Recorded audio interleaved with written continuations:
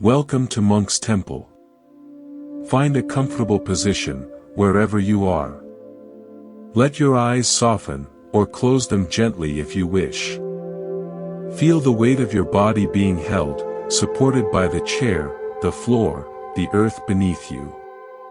Notice the gentle flow of your breath, in and out, without any need to change it. Just observe. You've arrived here carrying the day's burdens, the subtle expectations, the quiet weariness that can come from trying to be good to everyone. Tonight, we embark on a long, quiet exploration of a profound truth, that true compassion is born not from exhaustion, but from profound inner abundance. We will wander through ancient Buddhist wisdom, not as a rigid doctrine, but as a gentle, practical light for our modern lives. We will listen to stories, some from my own journey, some parables from the timeless stream of wisdom, that teach us how to give without losing ourselves. This is a deep, slow conversation, designed to unfold over time, like a lotus opening at dawn. So, settle in.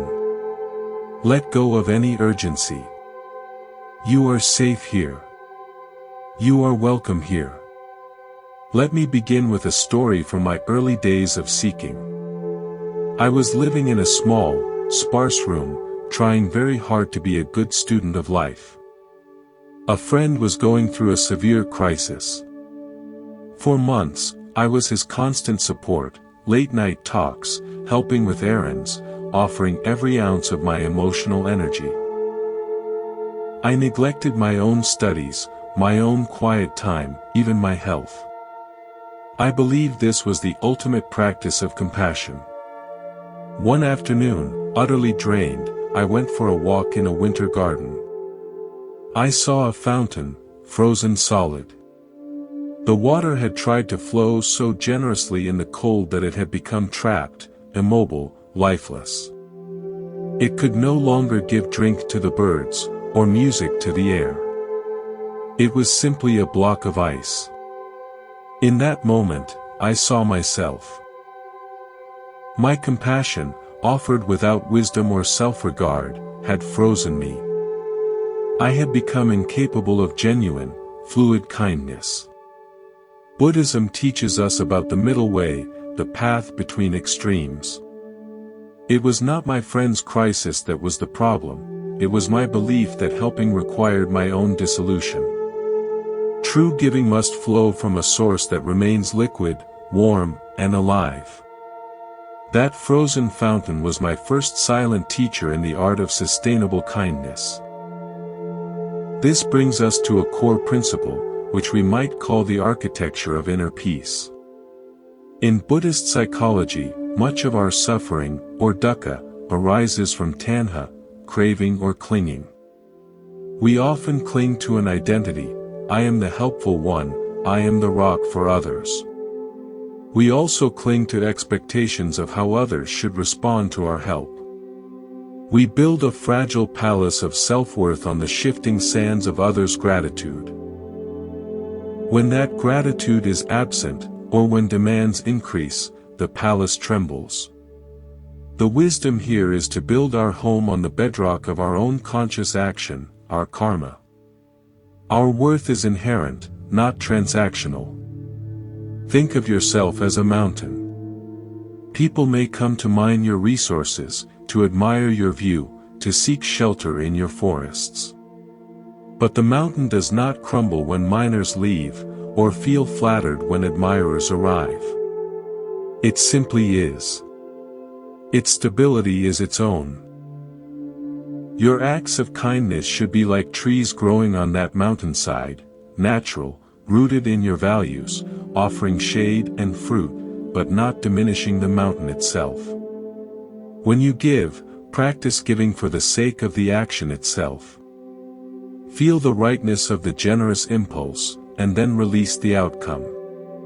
This is not detachment from care, but detachment from the exhausting drama of reward and disappointment. It is what allows you to give again tomorrow from a place of wholeness, not depletion. Now, if this idea of building an inner mountain of peace resonates with you, if you wish to cultivate a resilience that is both gentle and unshakable, then I warmly invite you to join our community here at Monk's Temple. By subscribing, you plant a seed with us. It is a quiet commitment to your own growth, and it allows this sanctuary of words to continue. Together, we can walk this path of mindful living, sharing stories and silence. Your presence here is a gift, and if you choose to subscribe, it is a gift returned. Let's consider another story, a parable. There was a master candle maker, renowned for the beauty, clarity, and longevity of his candles. People would travel far to buy them for their altars and homes. A wealthy merchant once demanded, "I am hosting a great feast that will last 7 days and nights. I need you to make me a candle that will burn continuously, without going out, for all that time. I will pay you handsomely." The candlemaker shook his head gently. "Sir," he said, "the candle that burns without rest does not give more light. It burns down quickly, drips wax everywhere, and leaves only darkness and mess. The best light comes from a candle that is allowed its periods of rest, so it can be trimmed and relit, offering a steady, clean flame for 100 nights, not just 7. The merchant, insisting on his way, commissioned the non-stop candle from a less wise artisan. As predicted, it was a disaster, smoky, frantic, and extinguished in a pool of wax before the feast was done. Our energy is that candle. Society often praises the non-stop giver, the perpetual flame. But Buddhism values sama vayama, or right effort. It is effort that is balanced, sustained, and wise. It understands the essential rhythm of exertion and rest. To believe you must burn without ceasing for others is to misunderstand the nature of light itself. Your most profound service is a flame that knows how to sustain itself, that knows the sacred importance of its own dark, quiet moments of renewal. I remember a woman who visited our temple, a brilliant doctor who worked tirelessly in a clinic. She was on the verge of leaving her profession, so great was her burnout. She said, "I have nothing left to give. I feel hollow." We didn't give her a complex meditation. We simply asked her to, once a day, place her own hand on her own forehead, as she would a patient's, and say silently, "May you be well." At first, it felt absurd to her. But she persisted. This tiny ritual of self-compassion, this literal act of touching her own being with care, began to melt the frozen fountain within. It reminded her that she, too, was a patient in the great hospital of humanity, worthy of the same tenderness. She didn't leave medicine. She transformed her practice, integrating pauses, boundaries, and that simple touch. Her capacity to heal others deepened because she had finally included herself in the circle of care. This leads us to a vital, often overlooked territory, the sacred boundary as an act of compassion. We can mistakenly believe that boundaries are selfish, that they are walls we build against the world. In the Buddhist understanding, particularly through the lens of metta, loving-kindness, practice, clear boundaries are the very foundation of genuine compassion. Why? Because true metta is unconditional friendliness. It must be directed inward as well as outward. If you are constantly overrun, resentment breeds. Resentment is the opposite of metta. Therefore, a boundary is not a no to another person, it is a profound yes to the possibility of a resentment-free relationship. It is saying, "I value our connection so much that I will not let it be poisoned by my unspoken exhaustion." Imagine a beautiful, sacred spring in a forest. If the spring is left completely open, all creatures will trample the edges, muddy the waters, and it will become polluted and scarce. A wise caretaker places a simple, respectful stone circle around it. This circle does not forbid access, it defines the space of the spring itself. It says, "Here is the source. Approach with care." Your energy, your time, your emotional reserves are that sacred spring. The stone circle is your boundary. It protects the purity of the gift so it can remain fresh and available for those who approach with genuine need, not just casual demand. Let's move deeper into the heart of this teaching. There is a concept in Buddhism known as anatta, or non-self. This is often misunderstood. It does not mean we are nothing, or that we should disappear. Rather, it points to the fluid, interconnected nature of our being. We are a process, not a fixed statue. When we overgive from a place of compulsion, we are often trying to solidify a self-image. I am the generous one, I am indispensable. We cling to this identity like a life raft. But this very clinging creates a subtle tension, a fear that if we stop, that self will dissolve. So we keep pouring ourselves out to prove we exist. The wisdom of anatta invites us to relax this grip. You are not your role as the giver. You are the awareness behind the giving. When you operate from this space of awareness, your actions become choiceful, graceful, and sustainable. You give because it aligns with the moment's need and your capacity, not because you need to reinforce a story about who you are. This is incredibly freeing.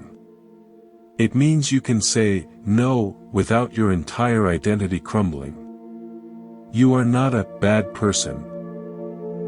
You are simply a conscious being making a different choice in this particular moment. I will share another story, this one about a river and a reservoir. There was a wide, generous river that flowed through an arid land. Every village along its banks took water freely, channeling it for crops, for drinking, for industry. The river, believing its purpose was solely to give, never held back. It flowed with all its might, season after season.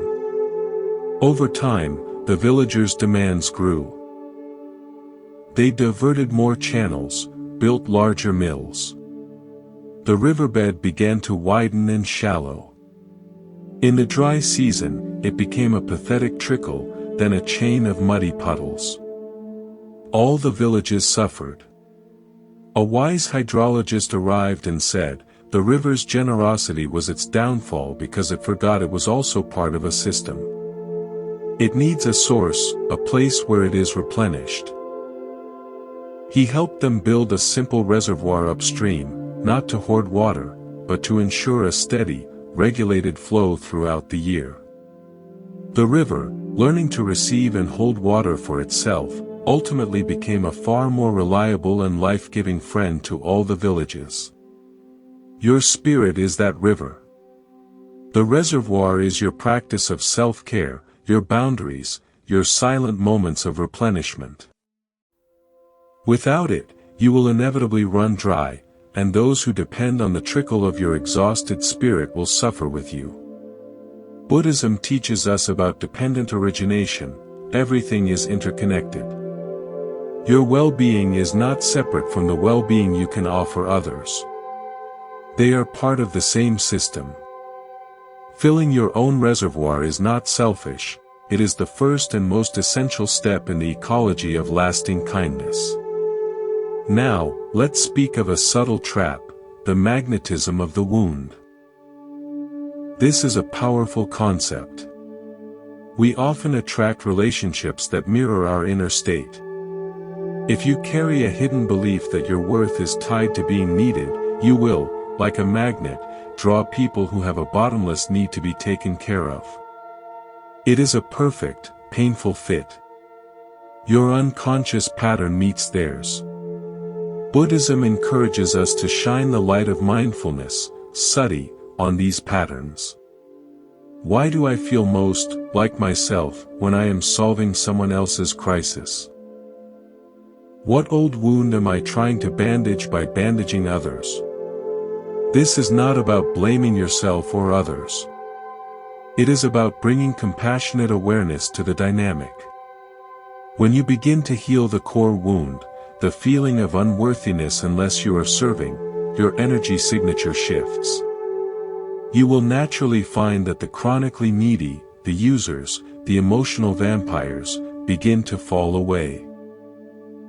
Not because you shove them out, but because you are no longer broadcasting the frequency that calls to them. In their place, you may attract fellow travelers, people who enjoy mutual support, shared laughter, and balanced exchange. This is the law of karma in action on an interpersonal level. Your inner work is the most powerful boundary you will ever build. I recall a man, a talented graphic designer who was always doing favors. Designing logos for friend startups, fixing websites for cousins, creating elaborate invitations for acquaintances' parties. He was always busy, always behind on his paid work, and always vaguely resentful. He came to a retreat, and in a moment of quiet, he had a memory of his childhood, of only receiving praise from his busy parents when he was helpful, and no trouble. He saw the thread. He was still that little boy, trading free labor for crumbs of approval. With this awareness, he made a simple rule: he would still do one pro bono project a month, but he would choose it consciously, from a place of abundance, not automatic reflex. And he would communicate its value: my normal rate for this is X, but I am offering it to you as a gift. This simple act of acknowledging the worth of his own energy changed everything. It changed how he felt while doing the work, and it dramatically changed how others treated him and his gift. The dynamic shifted from taking for granted to receiving with gratitude. This leads us to the practice of discernment, or prajna. In Buddhism, wisdom, prajna, is the crowning virtue. It is the sword that cuts through illusion. In the context of kindness, wisdom is discernment. It is the ability to look at a situation and ask, is my help truly what is needed here? Or am I, in my desire to be seen as kind, potentially robbing this person of their own growth, their own karma? Sometimes, the most compassionate action is to not help, to allow someone to struggle, to find their own strength. A classic parable tells of a man watching a butterfly struggle to emerge from its chrysalis. Moved by pity, he carefully slices the chrysalis open. The butterfly emerges easily, but its wings are shriveled and weak. It never flies. The struggle to break free was essential to force fluid into its wings, making them strong enough for flight. Our premature, unasked for, help can be that carefully sliced chrysalis. It can create dependency and weaken the very person we wish to serve. Wise compassion has the courage to wait, to ask, how can I support your own process, rather than, how can I fix this for you to make myself feel useful? This requires us to tolerate our own discomfort, our own urge to jump in and do something. It is a higher form of respect for the other person's journey. Let's sit for a moment with the concept of inner abundance. So much of our compulsive giving stems from a quiet, hidden fear of scarcity. We fear that if we don't give now, the opportunity will vanish, or love will be withdrawn, or we will be seen as lacking. Buddhism, at its core, points us toward a radical understanding of abundance that has nothing to do with material accumulation. It speaks of the Dharmakaya, the boundless, ultimate reality that is our true nature. When we touch even the hem of this understanding through meditation and mindfulness, we begin to sense that our essential being is not small, not limited, not a reservoir that can be emptied. It is more like the sky. The sky gives space to clouds, to birds, to storms, to stars.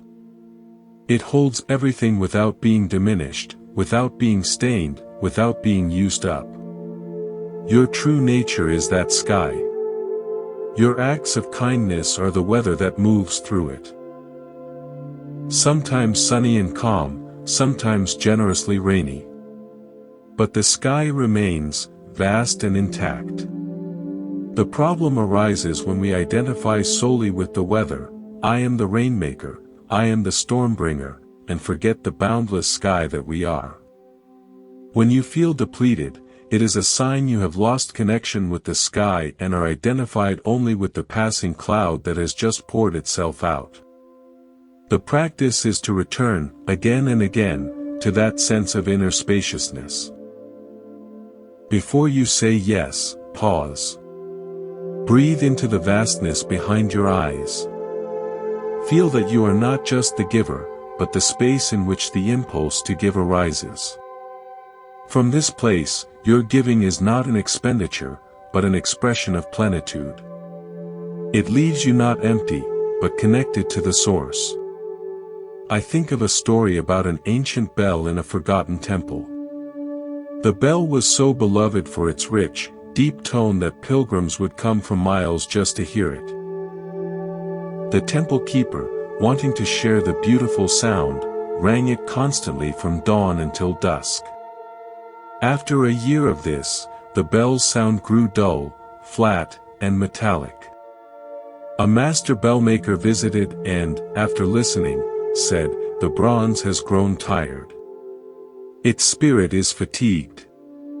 It needs long periods of silence to absorb the elements, to let the vibrations settle within its own form. You have asked it to speak without ceasing, and now it has forgotten its own voice." The bell was not rung for an entire season. Through the autumn rains and winter snows, it simply stood in silence. When spring came and it was struck again, the sound was more profound and beautiful than ever. It had depth, resonance, and a new quality of peace. We are that bell. Our voice, our energy, our kindness, needs its silent intervals. It needs time to just be, to absorb the quiet nourishment of solitude, to remember its own tone. Constant ringing for others leads to a dull, resentful life note. Strategic, mindful silence allows us to speak, when we do, with authentic and healing power. Now, we must address a very common shadow, the covert contract. This is when we give, but with an unspoken, often unconscious, expectation of something in return. It might be loyalty, affection, obedience, or simply the expectation that the person will now see us as good. In Buddhist terms, this is a form of craving, tanha, and clinging, upadana. We cling to a specific outcome. The suffering arises not from the giving, but from the tension of that unspoken contract waiting to be fulfilled. The other person, oblivious to the contract, invariably breaks it. We are left with the bill of resentment. The practice here is one of exquisite honesty. Before you act, bring the covert contract into the light. Ask yourself, what am I hoping to get from this? Even subtly. If the answer is anything other than the well-being of the other and the joy of the action itself, pause. You may still choose to act, but now you do so with conscious awareness of your own motive. You can then either release the expectation or communicate your need openly. This transforms a messy, hidden transaction into a clear, clean gift. It is the difference between handing someone a beautifully wrapped box with a hidden string attached to it, and handing them a box with no strings at all. The weight is off your soul. The gift is truly free, and so are you. Let me share a personal anecdote. Years ago, I volunteered teaching calligraphy to children in a community center. I poured my heart into it, preparing elaborate materials, giving extra time. Secretly, I hoped for recognition from the center's director, maybe a featured spot in their newsletter. The director was kindly but busy, and my class was just one of many. I grew increasingly sour. One day, a shy little girl stayed behind. She didn't speak much, but she handed me a crumpled piece of paper. On it, she had drawn, in shaky crayon, the character for peace that I had taught her, next to a smiling sun. No words. In that moment, the covert contract in my mind, the one demanding public recognition, shattered.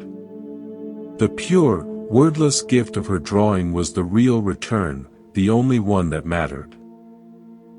It was a lesson in dana, the Buddhist practice of giving, which is meant to be free from any expectation of reward, even a thank you. The joy is in the act itself, in the connection it fosters. When I released my hidden expectations, the teaching itself became joyful again. The energy I had been wasting on monitoring the director's behavior was suddenly available to be fully present with the children. This brings us to the principle of rightful action, or sammakamanta. This is part of the Noble Eightfold Path. It means ethical, harmonious conduct. Often, we think of this as not harming others. But it also includes not harming ourselves. Overextending yourself to the point of illness, resentment, or burnout is a form of harm against your own life, your own precious human existence. Therefore, saying no to an excessive demand can be a profoundly ethical, rightful action. It is honoring the life entrusted to you. It maintains the harmony of your own system so you don't become a source of dissonance for others. Imagine a master musician in an orchestra. If the violinist, wanting to be helpful, tries to also play the flute part, the cello part, and beat the drum, the entire symphony descends into chaos. The most ethical, harmonious action for the violinist is to play their own part beautifully, with full presence, in tune with the whole. Your life is your instrument.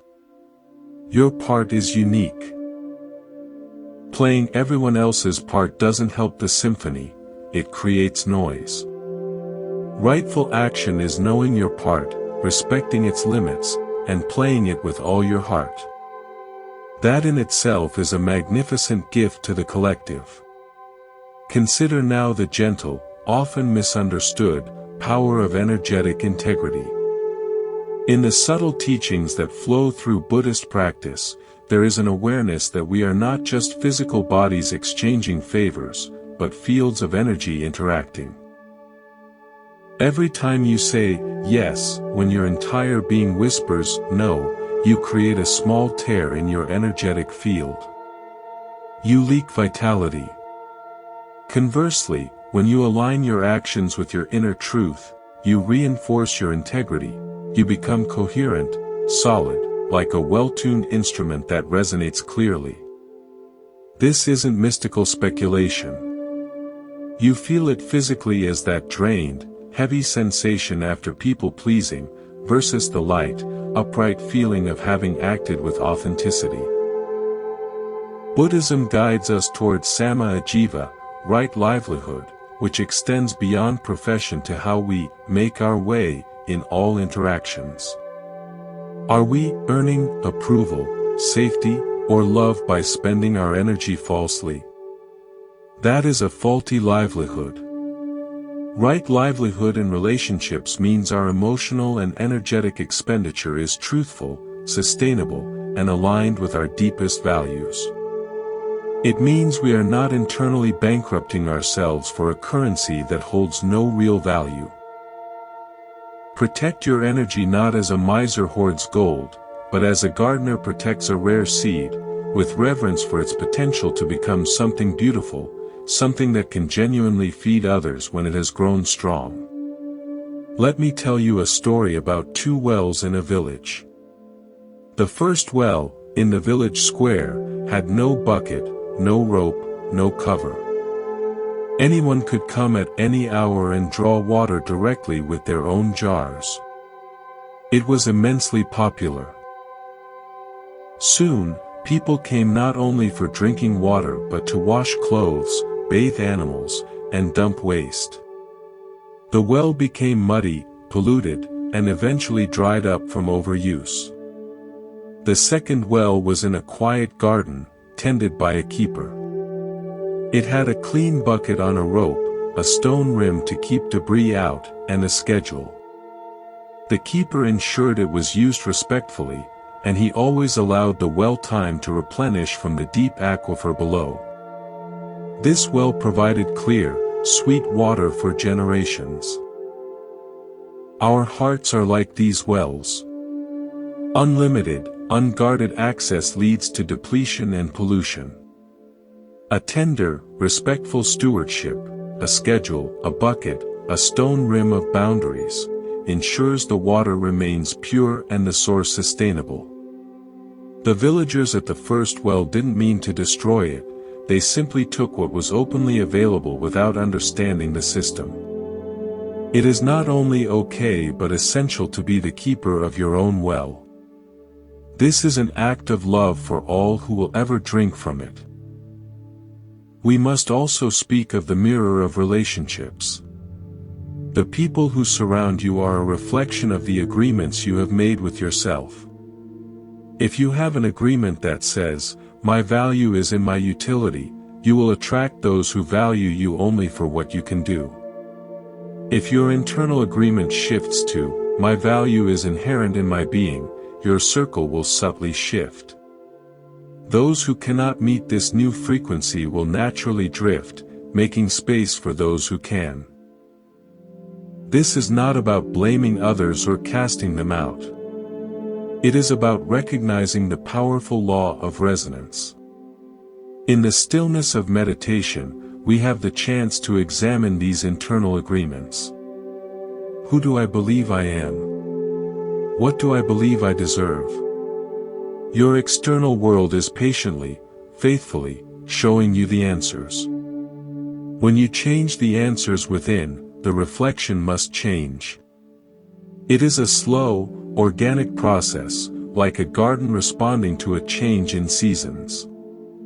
You don't rip out the plants. You change the soil and the light, and what thrives will be different. I remember a student, a gentle man who was the primary emotional support for a large group of friends. He was the listener, the crisis solver, the one who remembered birthdays. But he was never invited to the casual, joyful gatherings, only called during storms. He felt used but guilty for feeling that way. In a moment of contemplation, he saw his own pattern. He had always been the steady one in his family, the child who earned love by managing emotions. He was recreating that dynamic everywhere. His internal agreement was, "I am only loved when I am managing chaos." With great courage, he began to practice something radical, sharing his own small joys and vulnerabilities with these friends. "I saw a beautiful bird today," or "I felt anxious about my presentation." Some friends didn't know how to handle this. They changed the subject back to themselves. But one or two leaned in, "Tell me about the bird." Those were the relationships that deepened and became reciprocal. The others faded. His circle became smaller but real, a reflection of his new agreement. I am worthy of connection for all of me, not just my utility. This leads us to the practice of compassionate prioritizing, which is an expression of karuna, or active compassion. True compassion is intelligent. It must prioritize, or it becomes useless sentiment. In a burning house, you rescue the person in the most immediate danger first. In the landscape of your life, your own well-being is the foundation. If it crumbles, your capacity to help anyone else crumbles with it. Therefore, tending to yourself is not the opposite of compassion, it is its first and most urgent act. Think of it as the ancient protocol of putting on your own oxygen mask before assisting others. This is not a metaphor for selfishness, but for functional love. From a place of stability, your help is clear-eyed, effective, and free of the desperate energy that often complicates aid. You can see what is actually needed, not just what is loudly demanded. You can offer a hand up, not just a desperate clutch. This compassionate prioritization requires the wisdom to discern between urgency and importance, between another's want and their true need, and between what you can realistically offer and what is a fantasy of rescue. It is the steady hand that truly guides, not the frantic hand that grabs. Let's end this part with a quiet parable of the lamp and the moth. A lamp, feeling pity for the moths that dashed themselves against its glass, decided to turn itself off. Now, it thought, they will be safe from the heat, and they will not be drawn to their destruction. But in the darkness, the moths became disoriented, crashed into walls, and were easily caught by predators. The lamp, meanwhile, served no purpose, its light was gone. A wise old candle said to the lamp, "Your light was never the problem. Your nature is to shine."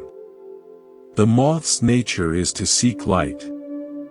The suffering came from their misunderstanding of the nature of glass and heat. By extinguishing yourself, you did not save them, you only removed a guide and created greater chaos. Shine steadily, without apology, but with a clear barrier, your glass. That is your right way of being.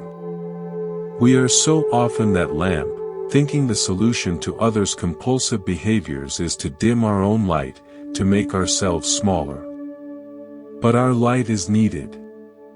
The boundary, the glass, is the compassionate necessity. It allows us to shine without causing or incurring harm. It is the structure that makes our generosity safe, sustainable, and truly illuminating. Let's explore the quiet terrain of silence as a sanctuary. In a world that often mistakes talk for communication and activity for progress, Buddhist practice elevates the power of intentional silence. Silence is not merely the absence of noise, it is a positive presence, a field of awareness.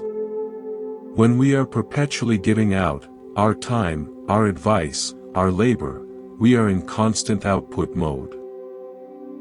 Our inner landscape becomes like a busy marketplace, loud and crowded. We lose touch with the inner compass that tells us when we are full, when we are tired, when a yes would be a violation of our own truth. By consciously cultivating silence, whether through seated meditation, mindful walks, or simply turning off the constant inputs, we create a clean, empty space within. Into that space, our own genuine needs and wisdom can rise, like clear water finding its level. It is from this place of inner quiet that the most authentic and sustainable yes or no can emerge. It is not a reaction, but a response. When you feel pulled in too many directions, the first and most radical act of self-kindness may be to simply stop. Be silent. Listen. The answer you need is not outside, in the voices of others' demands, it is within, waiting for the chatter to settle so it can be heard. I will share a story about a great tree that grew in the center of an ancient forest. This tree was so vast that all the creatures of the forest found shelter in its branches or beneath its roots. Birds nested there, squirrels hoarded nuts in its bark, Insects built colonies in its trunk, and travelers rested in its shade. The tree never spoke, never asked for anything. It simply stood, in deep, rooted silence. One season, a blight came, and the tree's leaves began to wither. The creatures panicked. "Speak," they cried. "Tell us what you need. Should we bring water? Medicine? What should we do?" The tree remained silent. A wise old owl, who had lived in the tree the longest, finally said, "You are all asking the tree to speak your language, to enter your frantic doing. But the tree's wisdom is in its silent being.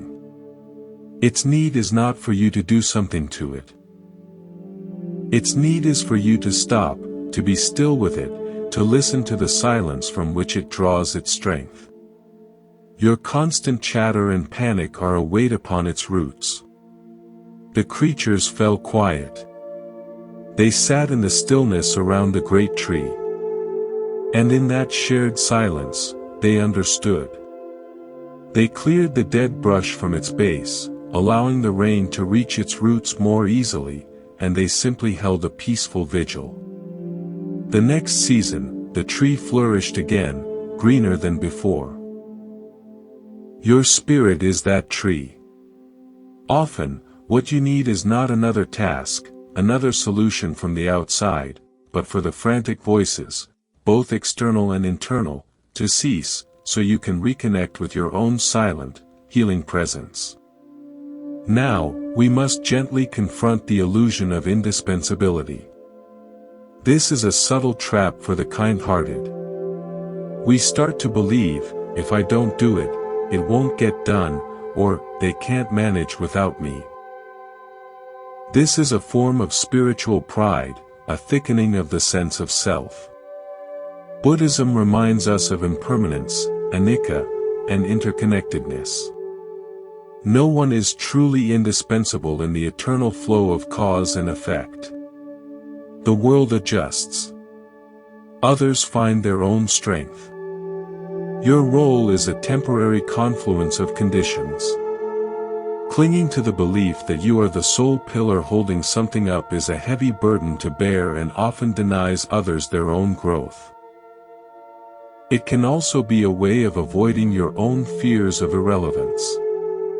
Try a simple experiment: step back from a role you believe is critical.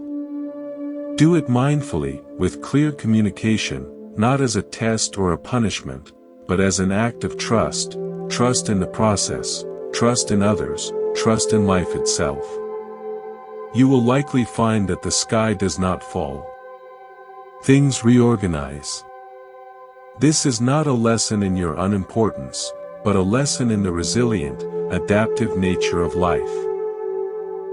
It frees you from a self-imposed prison of duty and allows you to contribute where you are truly called, not just where you feel obligated. A personal memory surfaces. I once organized a major community event for years. I handled every detail, convinced it would collapse without my meticulous control. One year, I fell ill just weeks before.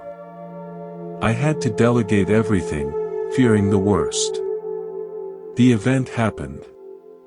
It was different, not as perfectly arranged as my version. But it had a new, spontaneous joy I had never allowed. People stepped up, discovered talents they didn't know they had, and bonded in solving problems. My indispensability was a story I had told myself. My illness was the universe's gentle way of erasing that story from the board. I learned to contribute part of the picture, not to insist on painting the entire canvas alone. The event became richer, and my role became joyful instead of burdensome. This brings us to the practice of mindful receiving. To give wisely, we must also know how to receive fully. Many who are prone to overgiving are actually poor receivers. They deflect compliments, refuse help, and feel uncomfortable being on the receiving end of generosity. This creates a one-way flow of energy, which is unnatural and ultimately unsustainable. It sets you apart, on a lonely pedestal of the giver. In the Buddhist vision of community, Sangha, there is a beautiful interdependence. Allowing others to give to you is an act of humility and grace. It acknowledges your own humanity, your needs, and it gives others the joy of practicing generosity. It completes the circle. When you receive a compliment, breathe it in. When offered help, consider a genuine "yes, thank you." Feel the exchange. This balances your energy and teaches others that your relationship is a mutual partnership, not a service contract. It dissolves the hierarchy between helper and helped. You become fellow travelers, sometimes giving, sometimes receiving, both roles equally sacred. Imagine two bowls, both empty. Bowl A constantly pours its contents into Bowl B. Bowl A feels virtuous but is soon dry and cracked. Bowl B is full but burdened by the weight of constant, unreciprocated receiving. Now imagine two bowls taking turns. One fills from a common spring, then tips to fill the other. Then the second bowl positions itself under the spring, fills, and returns the gesture. Both remain functional, connected, and neither bears the permanent identity of the empty one or the full one. They are in rhythm. Your relationships are meant to have this rhythm. If you are always pouring, you break the cycle. Learn to place your bowl under the spring. Learn to say, "I could use some support." It is a gift you give to the giver. We arrive now at the concept of mindful energy allocation, which is deeply rooted in the Buddhist principle of right effort, samavayama. Right effort is not about striving until you collapse. It is the balanced, sustained application of energy toward wholesome states. Think of your personal energy not as an infinite well, but as a precious allocation of sunlight for the day. You have a certain number of rays. If you spend them all by noon wildly illuminating every dark corner you see, everyone else's mood, every minor problem, you will have nothing left for your own garden when the most important flowers need to bloom. Wisdom lies in consciously directing your rays. Which projects, which people, which responsibilities truly merit your light for growth? Which are simply absorbing it out of habit or fear? This requires a daily, even moment-to-moment, check-in. Before you commit your light, pause. Ask, does this align with my deepest values? Will this use of my energy bear wholesome fruit, or will it simply drain me? This is not calculation from a place of scarcity, but stewardship from a place of reverence for the life force you have been given. By mindfully allocating your energy, you ensure that when you do shine on others, it is with full brightness and warmth, not a faint, exhausted glimmer. Let me tell you a story about a master weaver and her loom. She was known for tapestries of breathtaking beauty, each thread placed with intention. A wealthy patron commissioned a vast tapestry and demanded it be finished in half the usual time. The weaver, wanting to be accommodating and prove her skill, agreed. She began to work faster, pulling threads hastily, working long into the night by poor light. Her shoulders ached, her eyes grew strained, and her focus frayed. When the tapestry was complete, from a distance it looked impressive in its size. But up close, the pattern was muddled.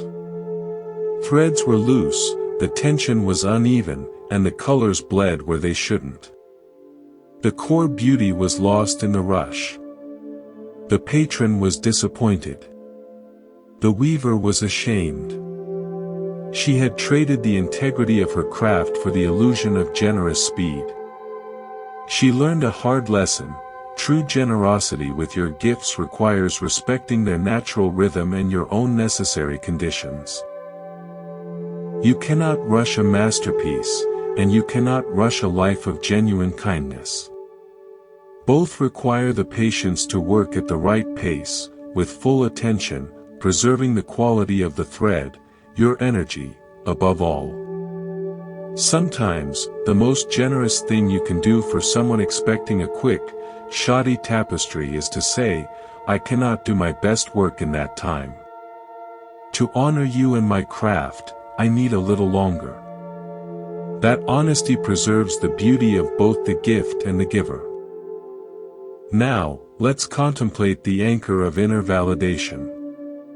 A primary reason we overextend is that we seek validation from the external world: a smile, praise, gratitude, a sense of being needed. We hand others the remote control to our inner sense of worth. Buddhism directs us inward, to Adadipa, being an island unto oneself, a lamp unto oneself. This doesn't mean isolation. It means your fundamental stability and sense of okayness are rooted in your own awareness and ethical conduct, not in the fluctuating opinions and reactions of others.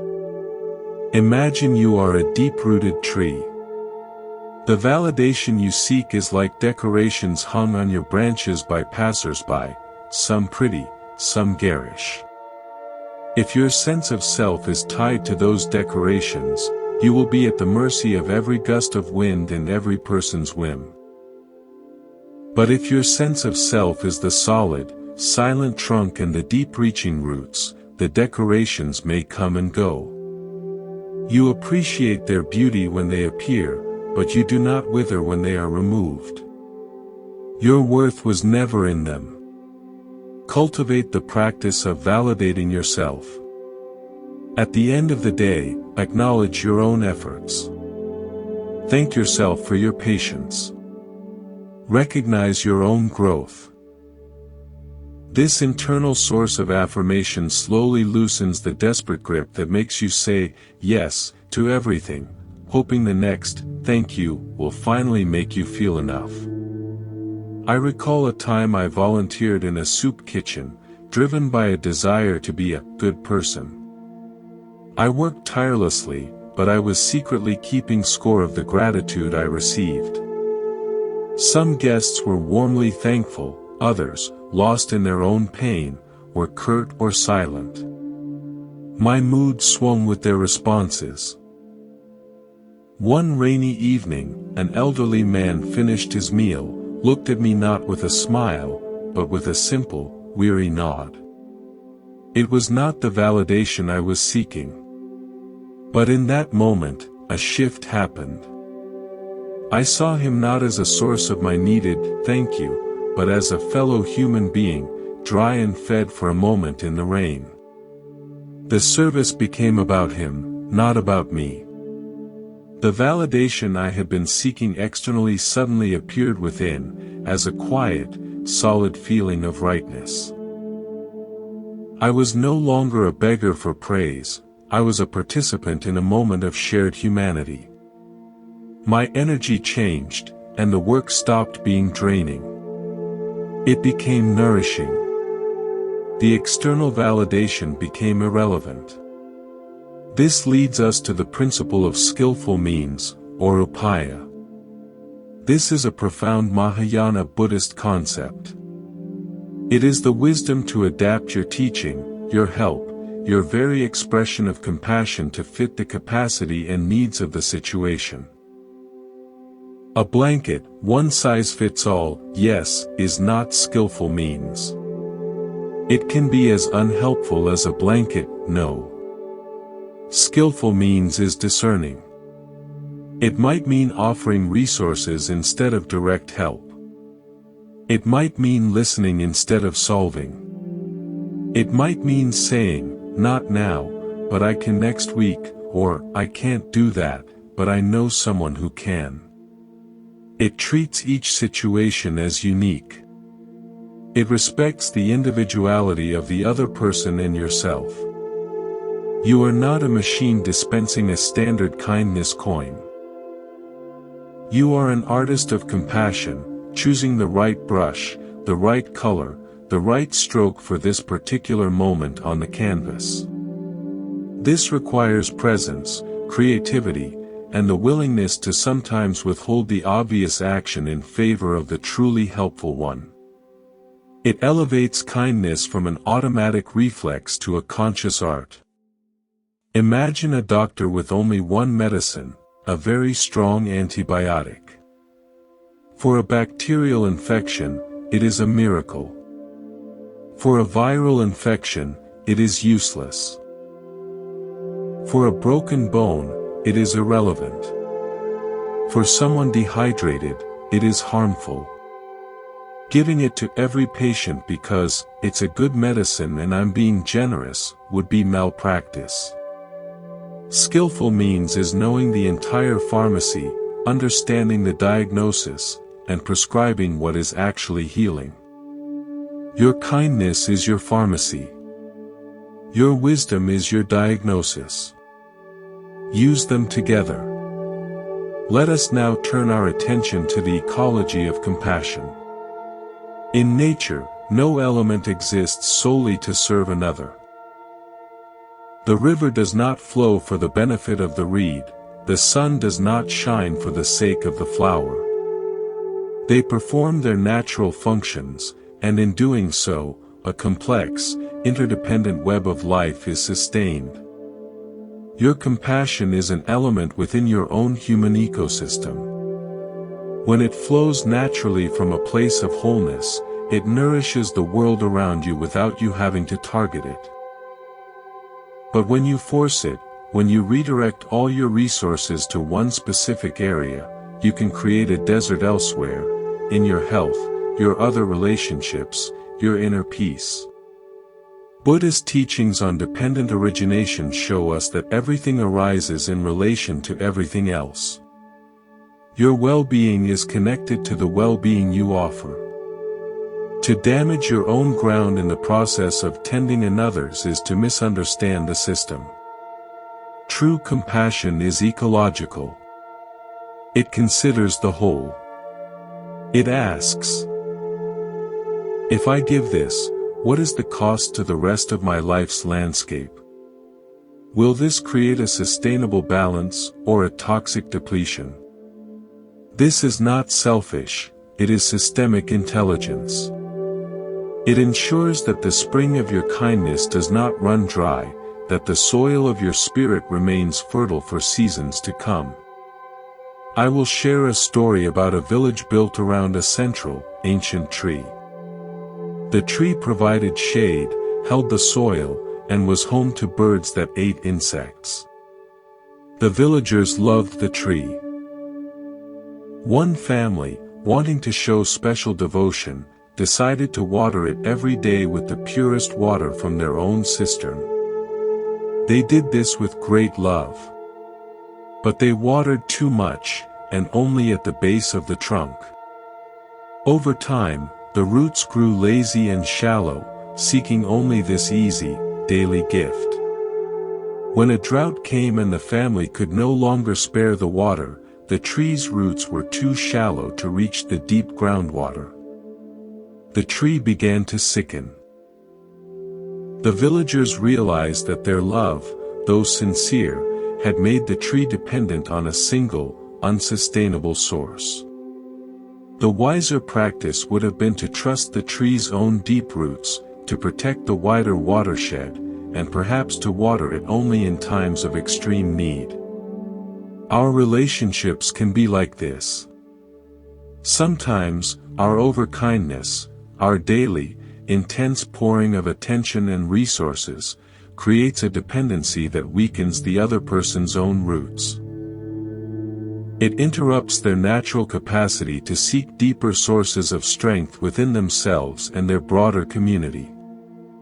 Ecological compassion sometimes means stepping back, trusting the natural resilience of others, and tending to the overall health of the environment, the emotional and spiritual space between you, rather than just focusing on one individual with unsustainable intensity. Now, let's explore the quiet power of non-doing. In the Zen tradition, there is a concept of wu-wei. Action through non-action, or effortless action. It is the wisdom of knowing when intervening is not the most compassionate course. For the chronic helper, this is a profound challenge. Our identity is tied to doing. But consider a pond muddied by storm runoff. If you keep stirring it, trying to fix it, it remains perpetually cloudy. The most healing action is to stop. Be still. Allow the sediment to settle on its own. Clarity returns naturally. Many interpersonal situations are like this. Our anxious helping is like stirring the muddy water. Our need to fix, advise, or manage keeps the emotional sediment swirling. Non-doing is the courageous act of creating a still, non-reactive space. It allows the other person, and yourself, to find their own clarity. This is not abandonment. It is a deep trust in the natural process of settling, of insight, of healing. It is often the hardest gift to give, because it feels like you are giving nothing. But in truth, you are giving the most precious thing, space for truth to emerge. I remember a friend going through a painful divorce. My instinct was to be a flurry of activity, research lawyers, provide constant distraction, analyze every text message. I was exhausting myself and, I later saw, adding to her agitation. One day, I simply stopped. I went to her house, made tea, and said, I don't know what to say or do. I'm just here. We sat in silence for a long time. Then, she began to speak, not in frantic circles, but slowly, from a deeper place. My non-doing had created a container sturdy enough to hold her real pain, not just the chatter around it. My energy, previously spent on frantic doing, was now fully present as calm attention. It was more supportive than all my previous efforts combined. This brings us to the practice of compassionate release. This is the art of letting go of outcomes, of people's reactions, and even of relationships that have become purely extractive. In Buddhism, clinging, upadana, is the source of suffering. We can cling not only to possessions but to roles, to people, and to our own self-image as a savior. Compassionate release is applying metta, loving kindness, to the process of letting go. It is not slamming a door in anger. It is gently opening your hand and allowing what needs to depart to float away, while wishing it well. You might release a friend who only ever takes. You might release the expectation that your family will finally understand you. You might release the project you thought was your life's mission. This release is an act of compassion for yourself, creating space for peace. It is also, paradoxically, an act of compassion for the other, as it frees them from the dynamic of dependency or guilt. You are not cutting a bond with scissors, you are untangling a knot with gentle fingers, allowing both strands to be straight again. Imagine you are holding two beautiful, but heavy, stones. You have been holding them for so long your arms are numb. You believe they are part of you.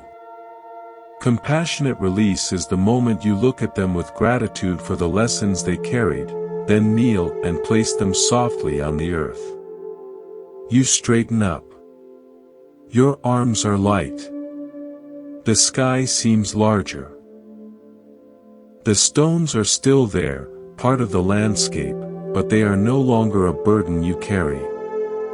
They can now be what they truly are, stones, and you can now be what you truly are, unencumbered, with free hands ready to touch the world in a new way. As our journey here at Monk's Temple draws to a gentle close, let us gather all these threads into a single, soft fabric of understanding. We have wandered through landscapes of expectation and release, of boundaries and openness, of giving and preserving. The central, unwavering truth that Buddhism offers is that wisdom and compassion are two wings of the same bird. One cannot fly without the other. Compassion without wisdom is exhaustion and resentment. Wisdom without compassion is coldness and isolation. Your task is not to stop being kind. It is to become wisely kind, to become compassionately wise. This is a lifelong practice, a gentle returning, again and again, to the center of your own being. There will be days you forget, days you give too much and feel the familiar drain. There will be days you hold too tightly, afraid to offer anything at all. This is human. The practice is not perfection, but compassionate awareness of the imbalance, and a gentle correction back toward the middle, back toward the breath, back toward the quiet voice within that knows your true capacity. Let me leave you with one last, original story, a parable of the bridge and the river. There was a wide, calm river, and across it stretched an ancient, wooden bridge. The bridge was strong and humble, and it saw its purpose as service, to allow travelers to cross from one bank of struggle to the other bank of peace. For years, it performed this duty without complaint. But then, a season of great rains came. The river swelled and grew furious. The current tugged violently at the bridge's pillars. Travelers, now fearful of the water, not only crossed the bridge but began to stop in the middle. They camped there. They piled their heavy burdens on it, crying, "We cannot face the other side. We will stay here with you, for you feel safe." The bridge, wanting to be kind, allowed it. More and more people came, with more and more baggage. The bridge, built to bear moving weight, was now bearing stationary weight. It began to groan and sag under the constant, unmoving pressure. One night, an old monk approached. He could not cross, for the bridge was clogged with stationary people and their things. He called out to the bridge itself, "Dear bridge, why do you groan so?" The bridge replied, "I am meant to help people cross, but they have stopped moving. They have turned me into a place to store their fear. I am breaking under the weight of what was never mine to carry." The monk nodded. He turned to the people and said, "The bridge's kindness is in its function, to help you move through. Your stopping is not a compliment to its strength, but a misunderstanding of its purpose. You must pick up your burdens and cross, or return the way you came. To truly honor the bridge, you must keep moving." Slowly, the people understood. They gathered their things and moved on. The bridge, once again bearing only transient weight, straightened. Its groaning ceased. It could breathe again, and it performed its true function better than ever. You, dear listener, are that bridge. Your kindness is meant to help people move through their struggles, not to become a permanent storage facility for their unmoving fears, their unprocessed baggage, their abandoned responsibilities.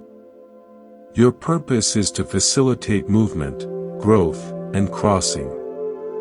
To do that, you must remain clear, strong, and uncluttered. You must allow the weight to pass over, not settle upon you. This is the highest form of service, to be a clear path, not a crowded warehouse. So, as you move from this space of listening back into the world of doing, carry this simple, breathing question within you: am I being a bridge, or a storage unit? Let this question be your touchstone. When you feel the groan of overwhelm, ask it. The answer will guide you. Your compassion is a beautiful, powerful force. It is needed in this world. But to sustain it, you must tend to the source. Protect your silence. Honor your limits. Respect your energy. Practice saying no as an act of integrity, so that your yes can ring with authenticity and power. Fill your own cup with such care that it overflows naturally onto others, without strain. You have given me the gift of your attention on this long, quiet journey. For that, I thank you from the depths of my heart. This is Monk's Temple. If these teachings have been a lamp for your path, and you wish to join a community of others walking in gentle awareness, I invite you to subscribe. It is a way to nurture this sanctuary and to remind yourself to return to practices of wise compassion. But for now, let all of this go. Let the stories dissolve. Let the concepts fade.